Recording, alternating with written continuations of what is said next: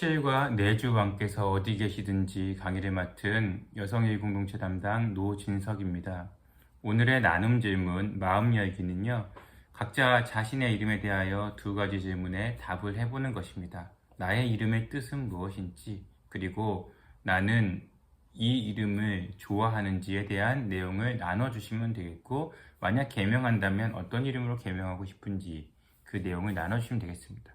저는 진석이라는 이름은 참 마음에 드는데, 노씨 성이 참 여러 놀림의 대상이 됐거든요. 제가 이렇게 젊은데 목사가 되면은 노목사인 거고, 전도사일 때는 노전도사, 그리고 보통 이 사람은 참 신사야 라고 할 때 노씨를 붙이면 노신사가 되는 거죠. 이 늙을 노자 때문에 여러 가지 또 놀림거리가 되고, 노씨라는 성이 워낙에 그 소수 성씨다 보니까 여러 가지 이 놀림의 대상이 되었던 적이 많습니다. 그래서 혹시 이 개명을 할 수 있다면은 성을 바꿀 수는 없을까 생각을 했던 적이 어릴 적에 있었습니다. 그러나 우리는 엄격한 유교 집안이었기 때문에 생각만 하고 감히 말을 꺼낼 수는 없었지요.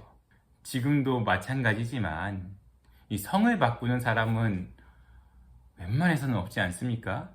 그래서 저도 지금 이 성을 자랑스럽게 생각하며, 또 우리 노씨는 대통령을 2명이나 배출한 명문 가문이다 라고 주장하면서 살고 있습니다.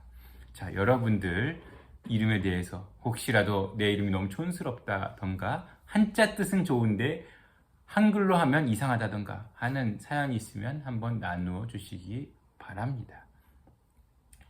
특별히 여성분들 중에서는요, 옛날 이름 중에서는 특정 단어가 계속해서 많이 나오는데, 저희 이모들 중에는 자자로 끝나는 이모가 2분이나 계신데, 영자, 미자, 이 2분의 그 이모께서 이 이름이 너무 촌스러워서 제발 바꾸고 싶었다 이런 얘기들을 할 때, 지금도 가족끼리 만나서 웃고 대화할 때가 참 많이 있습니다.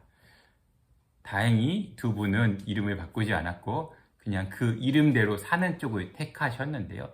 여러분들의 이름은 어떤 것이고, 또 그 이름에 얽힌 사연이 있다면 말씀해 주시기 바랍니다.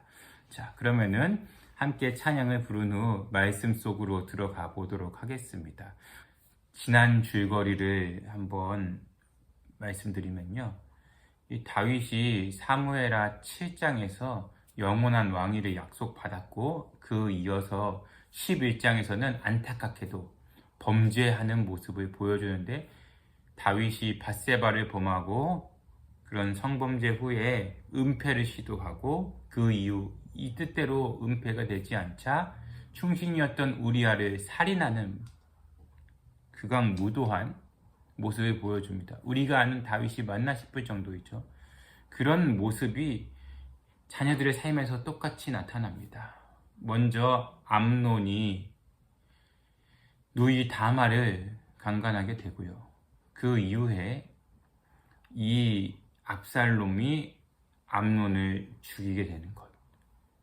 다윗은 그 사건이 있은 후 왕자들이 다 죽은 줄 알았는데, 지혜롭기는 하지만 굉장히 나쁜 쪽으로 그 지혜를 사용하였던 요나답이라는 인물이 와서 다윗에게 암논만 죽었나이다 라고 말을 하는 것이 지난 내용이었죠.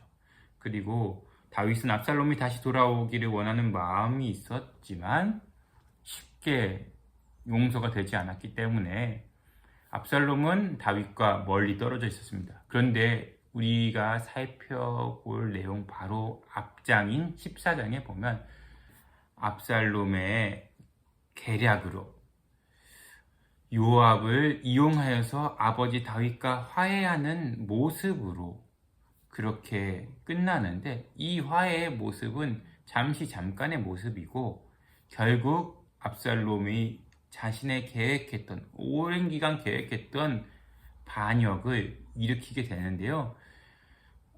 앞서 6과에서 암논이 다윗의 장자임을 살펴보았지요. 다윗의 장자가 압살롬에 의해서 그렇게 죽게 되고 유력한 왕위 계승자가 되었던 압살롬은 스스로 그 왕위에 오르는 하지 말아야 될 행동을 하게 됩니다. 이런 모습은 다윗의 죄악으로 인하여 된 것이죠. 그런데 하나님의 은혜는 이렇게 압살롬의 반역으로 인하여 다윗은 쫓겨가는 신세가 되었지만 다윗의 자손들에게 그 나라 왕위를 영원히 경고하게 해주겠다라는 약속에 의해서 다윗 왕가가 유지되고 계속해서 이스라엘의 역사가 남유다의 역사가 이어지는 것을 볼 수가 있습니다. 자, 그러면은 이어서 이 본문에서 나단이 밧세바를 범한 다윗에게 내 아내를 빼앗아서 내 이웃에게 주리라라고 했는데 그 이웃이 자신이 아끼던 압살롬일 줄은 생각도 못했겠지요. 또 다윗은 10명의 후궁을 두어 왕궁을 지키게 했는데 10명의 후궁을 범할 줄은 생각도 못했을 것입니다.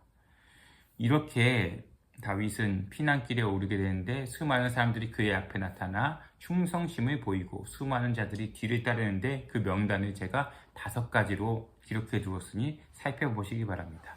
이어서 성경 속으로 1번 살펴보면 압살롬의 반역 사실을 듣고 다윗이 했던 행동이 무엇이냐라고 했습니다. 그 행동은 급히 예루살렘을 탈출하는 것이었습니다. 압살롬의 반역을 듣고 다윗은 판단력만큼은 나이가 들었지만 그대로 해서 압살롬과 싸워서 지금은 이길 수가 없다. 그래서 14절 말씀대로 빠른 판단력을 보여줍니다. 그래서 신속하게 대피해서 백성들이 기드론 시내를 건너서 큰 소리로 울며 건넜으나 그 피난 도중에 만난 수많은 사람들에게도 어찌해야 될 바를 정확하게 알려주고 있습니다. 그래서 가족들 모두를 피난길에 다 데려갔지만 10명의 후궁만큼은 남겨두어 왕궁을 지키게 했던 것을 볼 수 있습니다. 그런데 앞서 말한 것처럼 압살롬은 예루살렘에 와서 그 10명의 후궁과 동침하고 이는 밧세바를 범한 죄를 지은 후에 나단 선지자가 예언한 그대로였음을 보여줍니다. 성경 속으로 2번 가드 사람 이때를 보고 다윗이 지시한 것이 무엇이었는지 살펴보면 돌아가서 새 왕과 지내라고 했습니다. 다윗이 그렇게 했던 이유가 나오는데요. 이때라는 장군은 외국인으로서 그렇게 쫓겨난 사람인데 이스라엘에서 감사하게도 잘 정착한 인물이었습니다. 그래서 그가 이렇게 힘들게 이스라엘에 정착했는데 이 땅을 떠나는 것이 안쓰럽게 생각했던 것이지요. 예나 지금이나 이스라엘은 민족성이 강하고 선민의식이 강하기 때문에 이방인들에 대해서 배타적인 태도를 보여주지요. 그런데 하물며 아말렉 사람이었던 이때는 얼마나 서름이 많았겠습니까? 그런데 다윗은 그렇게 이때를 배려하는 마음으로 쫓겨난 사람이니 그렇게 하시오. 새 왕을 모시고 지내도록 하시오. 라고 하였으나 끝까지 충성심을 보여줍니다. 왕으로서 얼마나 고마웠겠습니까? 그래서 이 본문에 살펴보면은 진실로 내 주 왕께서 어느 곳에 계시든지 사나 죽으나 종도 그곳에 있겠나이다 라고 충성심을 보여주는데 다윗은 얼마나 고마웠을까요? 아들이었던 압살롬은 반역을 하고 이방인이었던 이때는 끝까지 충성을 다짐하는 아이러니한 상황입니다. 이처럼 피난길에서 만난 대다수의 사람은 다윗에게 호의적이었는데 안타깝게도 시므이라는 사람이 있어서 그는 계속해서 다윗에게 저주의 말을 합니다. 다윗은 그 시므이의 말을 들으며 하나님의 질책의 말씀으로 겸허히 받아들이게 됩니다. 그러면서 자신이 살아있는 동안 시므이를 심판하지 않고 그 아들 때인 솔로몬 때 가서야 심판을 처단을 하게 되는 것을 보여주는데 시므이의 저주마저도 하나님의 질책의 말씀으로 겸허히 받아들였던 모습을 보여줍니다. 이어서 성경 속으로 3번 기드론 시내를 건넌 다윗을 기다리고 있는 사람이 누구인지 살펴보면요. 사독과 아비아달과 레위 사람들과 언약궤를 메고 기다리고 있었다고 제가 적어 놓았는데요. 이 사독과 아비아달이 그렇게 언약궤를 메고 기다릴 이유는 언약궤는 왕을 따라야 한다라고 생각했기 때문이죠. 이 모습을 통하여서 백성들은 레위 사람들이 제사장이 다윗을 따르는구나. 위기에 처해서 탈출하던 다윗이지만 레위 사람과 제사장 일행은 큰 격려가 되었을 것입니다. 그런데 여기서 다윗은 언약궤를 다시 예루살렘으로 가져갈 것을 명령하여 그들 보고 돌아가라고 합니다. 만일 내가 여호와 앞에 은혜를 입으면 다시 예루살렘으로 돌아갈 것이고 만일 여호와께서 자신이 기뻐하지 않으시면 선히 여기시는 대로 행하실 것이다. 모든 것을 여호와 하나님께 맡기는 그의 모습을 볼 수 있습니다. 이러한 다윗의 고백이 모든 것을 자신의 앞길을 하나님께 맡기는 신앙 고백이죠. 다윗은 사독과 아비아달을 언약궤와 함께 예루살렘에 돌려보낸 덕분에 이 제사장과 레위 사람의 역할이 어떤 것이었냐? 예루살렘에서 일어난 반역 사건에 대해서 그 소식을 전하는 역할을 하게 됩니다. 이어서 삶을 향하여 질문을 살펴보겠습니다. 삶을 향하여 1번 보면 예루살렘을 급히 탈출한 다윗처럼 삶 가운데 어려움을 당한 경험이 있는지 그 어려움을 어떻게 느꼈는지에 대해서 살펴보면 되겠습니다.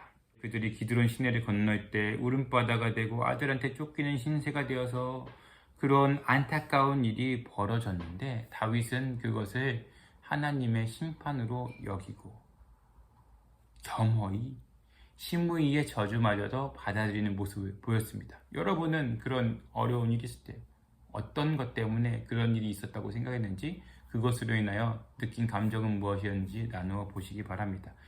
이어서 삶을 향하여 2번 살펴보면은 다윗은 어려운 가운데 그를 지지했던 이때와 또 제사장, 사독, 아비아달과 같은 동역자를 만나 힘을 얻었는데 그런 동역자가 있는지 그것에 대해 나누어 보시면 되겠습니다. 저도 어릴 적에 다니던 모교회, 그러니까 아버지께서 목회를 시작하기 전 저희 할아버지께서 개척하셨던 그 교회에 믿음의 친구들이 많이 있습니다. 믿음의 동기들이 많이 있어서 지금까지도 연락을 주고받는 동기 2명이 있는데 최근에도 만나서 서로 대화를 나누며 목회자가 될 줄은 생각도 못했다. 이런 이야기를 하면서 또 웃으며 시간을 보내는데 여전히 믿음 안에서 서로 교제 나누며 기도 제목을 나누는 친구들이 있습니다. 여러분에게는 어떤 믿음의 동역자가 있는지 나누어 보시기 바랍니다. 그러면서 여러분들이 이 가족 모임을 마치며 기도할 때 다윗처럼 어려운 가운데 동역자 주시기를 기도하고 또 가족 섬김이들이 여러분들의 이끌이들의 동역자가 되어서 또 섬김이들에게는 이끌이가 동역자가 되어서 합력하여 선을 이루시는 모든 평강의 권속들이 되시기를 바랍니다. 감사합니다.